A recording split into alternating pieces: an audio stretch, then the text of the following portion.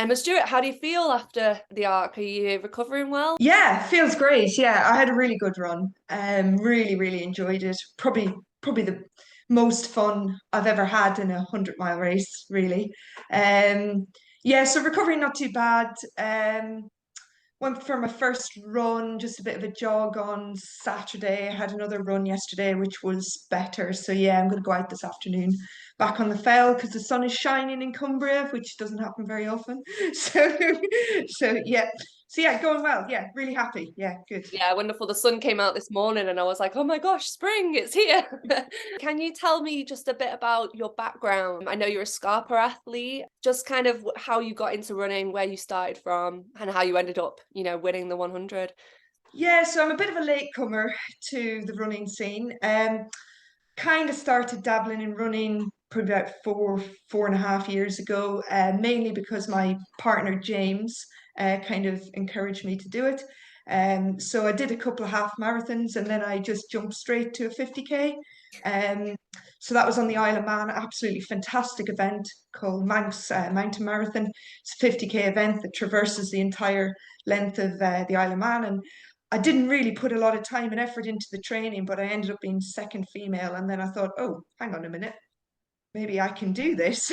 so, um, so yeah, I entered a couple of other events, did pretty well in them, and yeah, and then just kind of progressively kind of went bigger and bigger, and now kind of yeah, that 50 to 100 miles seems to be what I kind of enjoy doing. But obviously there's always bigger and better out there. So yeah, I need to go longer. That's the next plan, go longer.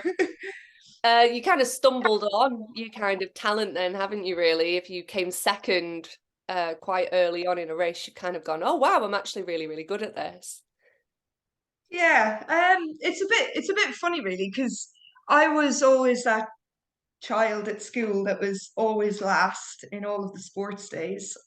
Always last. Yeah, by a long way. And I remember my aunt saying to me, and it's funny because you kind of forget these little things until something comes along in your life that just reminds you of them. And she was a marathon runner, and she's run a huge number of marathons over her lifetime. Never really did much more than a marathon, but that was her interest. And she said to me, I must have only been, oh crikey, 7 or 8 or something, and I'd just come last in another school sports day. And she said, Emma, the problem with you is that we Stuarts, obviously my surname is Stuart, we Stuarts we're like duracell bunnies. We're just designed to go forever. And the problem with these races is they're not long enough for you. You need to go longer. And I never really thought of that. And I never, ever considered running because I just hated it. And then, yeah, like I say, James just kind of, he was interested in doing long distance. And so I thought, oh, I'll give it a go as well. But that little word of those little words that she said to me all those years ago obviously stuck, and she was right, really. Yeah, we're just designed to go longer. So that's it, yeah. Yeah, yeah. I'm with my family's very much the same. My dad's we're not fast, but we can go for a long, long time. We can plod our way to Yeah, the finish line. I'm not a fast runner. You stick me out on a fell race or like, an athletic track and I'll be paddy last, but stick me on something longer and I can just keep going really slowly for a very, very long period of time. I love it. What attracted you to the Arc of Attrition then? Oh wow, it's just stunning. Oh, I absolutely love Cornwall. It's probably one of my favorite places in Britain. It's just a shame it takes so long to get there. But I think the actual route, I just absolutely love that route profile where you're going around the entire bottom foot of England, and you cover a huge amount of ground. The terrain isn't something that I would class is one of my strengths. So very controversial here, but it's very flat for me. So a lot of people would disagree, but compared to what I'm used to living up in the Lake District, it is very flat and it's very runnable. Um, which was always going to be a challenge for me, and therefore I trained quite hard to deal with those kind of flatter sections like the road sections. Um, especially from Marazion and to Penzance and from St Ives onwards, like I really had to train for that because it's not really my style. Um, but the community in Cornwall, the running community in Cornwall is just phenomenal. Like I went down and recce'd the route in November and I couldn't believe how many people along the coast, just loved running, loved the community that's built down there. It's just phenomenal. So it's just a supremely organized event, and just in probably one of the most stunning locations in the UK as well. So it's absolutely awesome. I love it.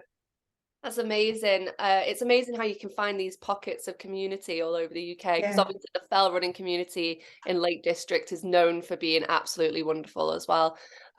So you kind of got the same vibe in both areas.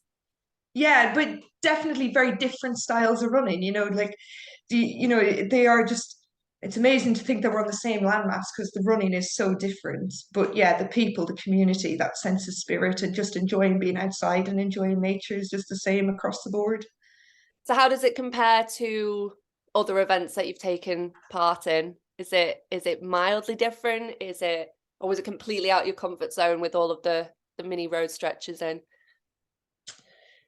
Yeah, it's every event is different. That's the thing. Every event is different, and it's different terrain, it's different people, it's the checkpoints are different, everything's different. Um, for me, I ran probably my best race that I've run. My last 100 miler was a bit of an absolute disaster, which was the Lakeland 100, which, yes, I did finish and I did win it. But I mean, in terms of suffering, I really suffered. Whereas this race, I was as mentally prepared as I've ever been for any race, but I had put a lot of work in, which I'd never really put in for any of my other races. So for me, it was, in terms of my performance, I couldn't have been happier. I've finished other events where I've not been happy with my performance, but like I did it to the best of my ability. So yeah, that's always going to put a positive spin on it. And I really enjoyed it because for me, everything just fell into place. And yeah, it was awesome. Yeah. Wonderful. Tell me about that preparation then. How did you prepare for the arc? Yeah, so I because the route itself was a little bit out of my comfort zone because I'm very much I walk very slowly uphill and I absolutely gun it downhill. That is my running technique. I just slowly walk up and bomb it downhill. Whereas that sort of terrain doesn't really kind of allow you to do that because it's just so undulating and gentle. So I did had to change my running style, my running technique. So I did get a coach for this. So Kim Collison's my coach, who Mhm. is a previous winner and previous record holder of the Arc. So I thought he was perfect to be able to guide me in training for it. Plus, he lives in the Lake District, so he not only knows the Arc route, but he knows my training ground. So it's quite. It just helped me kind of alter my training kind of program to fit what I can do around here. I do lead a really busy life, so I work full time as a vet. So it is sometimes hard to fit around, but he's been really good in kind of helping me do that. Even if I can't always fit in the training sessions that he wants. Um, so yeah, for me, it was a lot more actual running. So like I say, a lot of my time is spent hiking and then running downhill. So I had to do a lot more running, which was a bit novel for me, but I've actually enjoyed it. Doing a lot more flat running, speed work, things like that. Which yeah, I think is definitely I can see the progress that I've made in the last kind of 3-4 months since I've started with Kim, definitely. You're like a superhero, vet by day, runner by night. It's amazing. I struggle to get up in the morning and just like sit in front of my laptop. So the fact you can do like all of that amazing work and then win is absolutely amazing. Sort of kit were you wearing during the arc? Was there any specific kind of choices around that? Yeah, so obviously, yeah, I'm with Scarpa for my trainers. So yeah, when I recce'd the route in November, it was really wet, it was really muddy, and I wore my Scarpa Spin Ultras, which are a really, really good grippy shoe, pretty comfortable, suitable for long distance when the ground is soft. So when I did the arc and the ground was bone dry, suddenly I probably didn't make the best shoe choice. So my feet were quite sore at the end of it because it was so hard underfoot and I just wasn't really expecting that. And there was no mud really worth talking about. So kind of in retrospect, I wish I'd worn something like the Spin Infinities, which are kind of designed for much longer longer days out on drier terrain. But hey ho, my feet are all right. They're fine. They were just a bit sore for a day or two. um, yeah. So then I really like my Salomon pack. So I've had I'm not sponsored by Salomon or anything like that. It's literally just Scarpa. But I like my Salomon pack because it's really comfortable, fits everything you need. So that was a no-brainer to use that. I did also, my partner bought me a lovely underwear base layer for Christmas, which was the first time I'd worn that, and a underwear kind of crop top sports bra. So historically on kind of 100 milers, I've gotten a lot of chafing, just kind of where the pack rubs and kind of where the sports bra lies and stuff like that. So I was so happy that yeah, the underwear top, I didn't get a single bit of chafing. Didn't even have to put any kind of Glide or Vaseline or Sudocreme on, didn't get any chafing. So I was really pleased with that. And it's quite a warm top. So the weather was, I mean, the weather was perfect for the race. You couldn't have gotten better.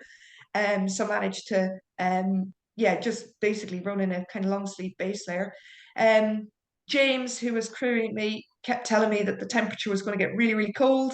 So so he kept telling me it was really cold. And I was like, I'm warm enough, I'm warm enough. He said, no, you need to put on a layer when it got dark. So I put on my Dynafit waterproof jacket, which is absolutely the hands down the best waterproof jacket I've ever had. So it's not, it obviously wasn't raining, but it's just so breathable that you can just wear it regardless of the weather. So that was great. And I wore that from kind of probably about midnight until I finished, and never overheated, never got too sweaty. So that was ideal, even though it wasn't raining. Yeah, so I didn't go for poles. Poles probably are quite useful if you're maybe going to expect to be out for a little bit longer. But for me, the route's very runnable and the trail can be quite narrow in spots, really narrow. So it's just impractical to use poles when you're actually running, you know, at a fair pace. You just end up snapping them and tripping over them and stuff. So no, I didn't choose poles. But yeah, so my kit was very basic. But yeah, I couldn't, yeah, I wouldn't change anything except maybe my shoe choice. And that was just because of the conditions on the day, really. Too dry. It was crazy, wasn't it? Because like the weekend or the week leading up to it, Oh, it was yeah. actually like it was raining loads, and I remember looking out, going, "Isn't it the Arc this weekend?" Like, oh my gosh! And then Yeah, well, it was all I gone. yeah, I train in rubbish conditions. You know, I'm so used to running where my feet are soaking and I'm up to my knees in bog, and that's really that's what I thrive on. And and I was so disappointed when it dried out because I was like, oh crikey, you know, my strength is running through technical boggy rubbish. And now suddenly I'm actually going to have to run on dry ground. And I was like, I don't know how I'm going to do this because it's not really, I'm not used to it. I'm just not used to it. But it worked out fine in the end. Yeah. Just Yeah, more running definitely. than I expected. I was hoping the goal was So you said that your crew told you to put on a jacket at midnight, but what sort of nutrition were they kind of urging you to eat, or are you very kind of good at that? Because I've spoken to No, I'm some, rubbish at nutrition. yeah. Absolutely rubbish at it. I spend most of my races feeling absolutely rubbish. Feeling it's something I need to work on.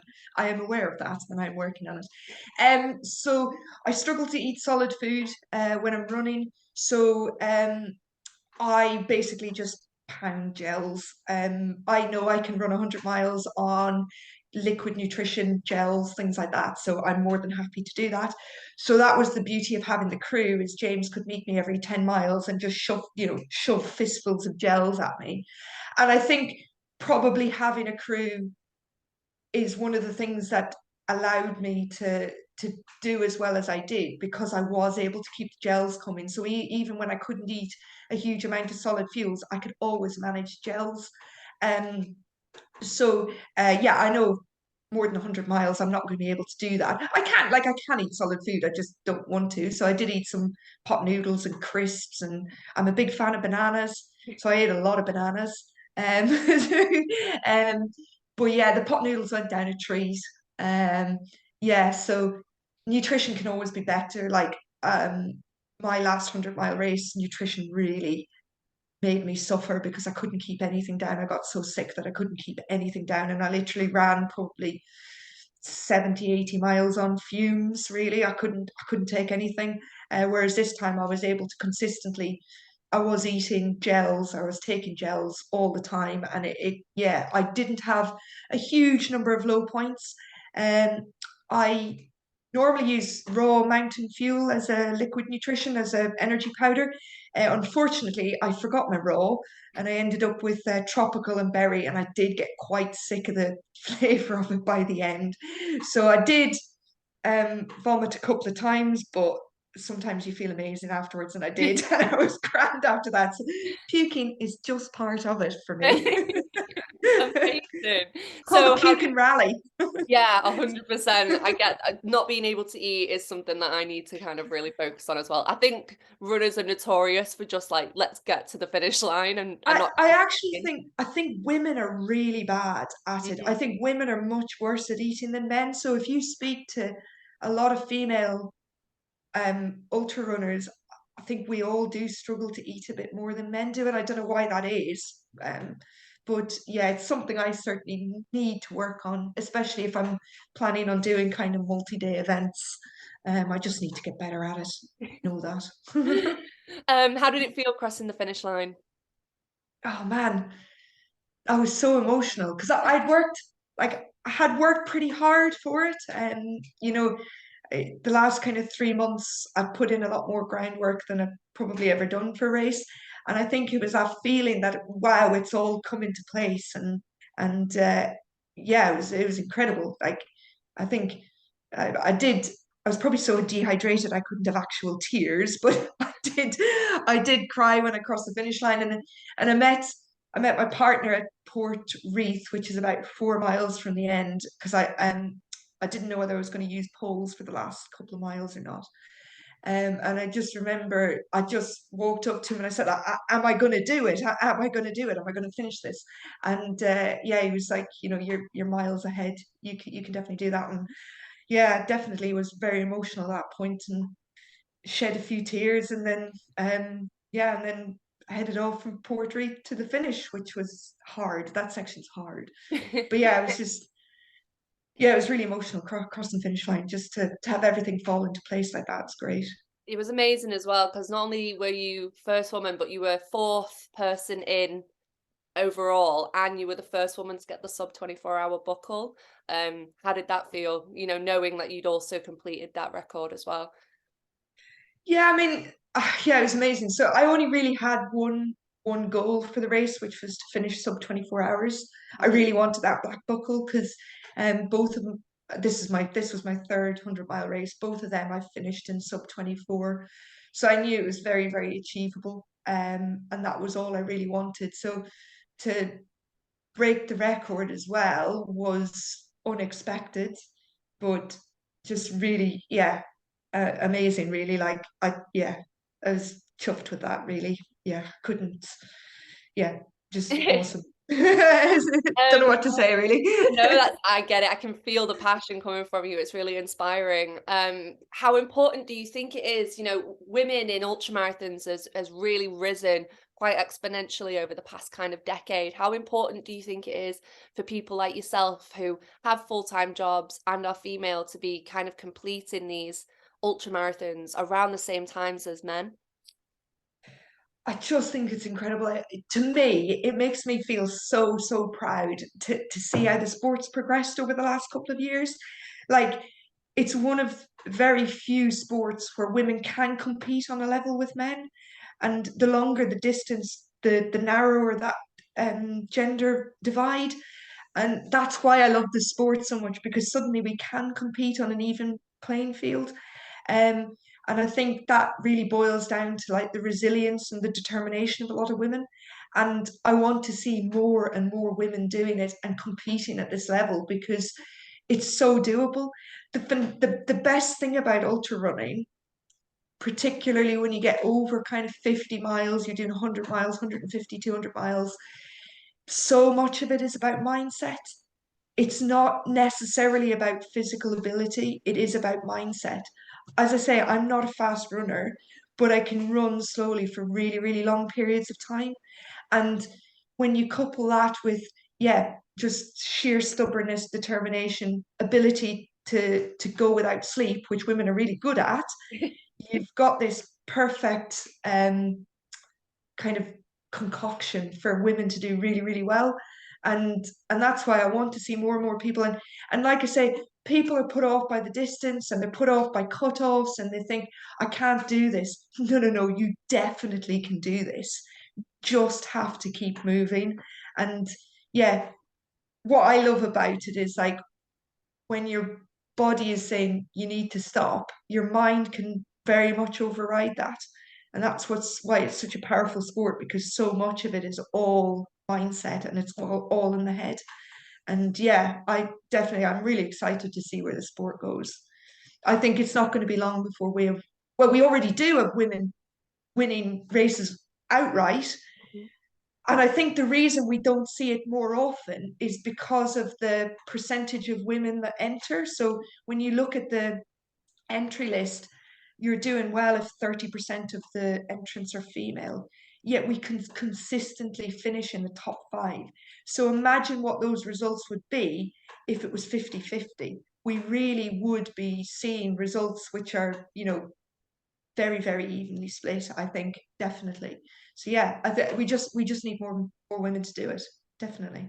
You're definitely an inspiration to starting ultra runners like me. So honestly, it's been an absolute honor to speak to you today. Um, what's next? What are you planning for next? What are you training for next? Yeah, so I'm taking a bit of a flip in my training plan. So my next big race is the UTS 100 miler in Snowdonia. So that is a lot of elevation, a lot of hiking.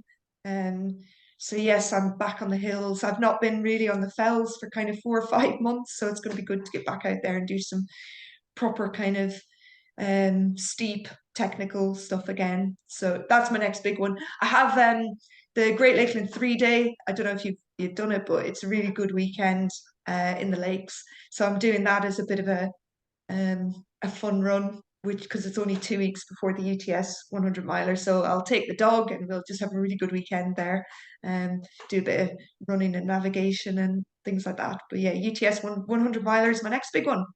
Amazing. Well, thank you very much for joining us today. Good Thank luck with you. all your training, and we'll hopefully see you again in the future. Brilliant. Thank you very much. Cheers.